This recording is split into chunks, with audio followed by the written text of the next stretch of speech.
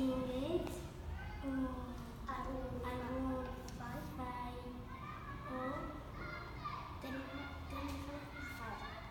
o si tenim algun error. Sí. Bueno, aquest procés és la primera vegada que el construïm així, perquè jo a l'escola del meu fill ho vam fer amb Mojo. Amb Mojo és molt diferent la manera de construir-ho, però com vosaltres volíeu presentar aquesta bèstia en l'auditori, no, pel març, vam dir, no salen les cuentas con la otra técnica, no llegamos.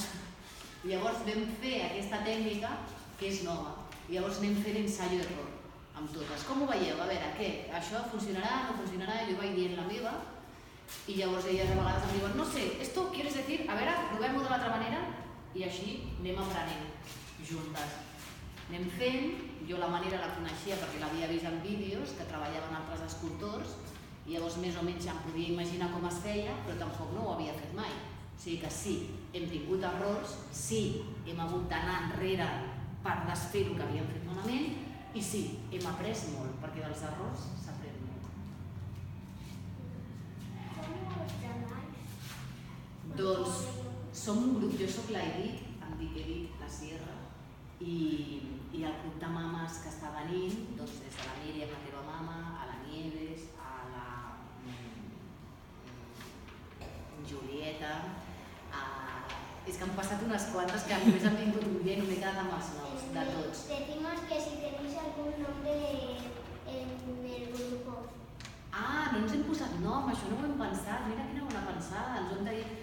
Hem fet un grup de WhatsApp que es diu Gai de Foc.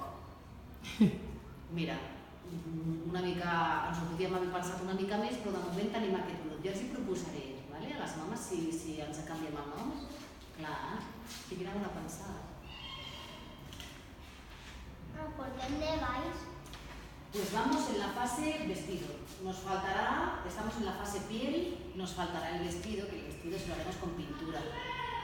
¿Os acordáis que luego después del vestido de poner la piel tenemos que lijar para dejarlo bien liso i després la pintura, que haurem de decidir quins colors, i com tenim el model, que em penso que era de color marró, no? La base, doncs segurament ho pintarem tot de color marró i ens proposarem, potser que cada nen faci una ploma per enganxar-li, que tothom pugui participar fent el seu petit tros de gai, que podria ser una ploma o un tros de cresta, o ja veurem. Això ho hem d'anar decidint també sobre la marxa.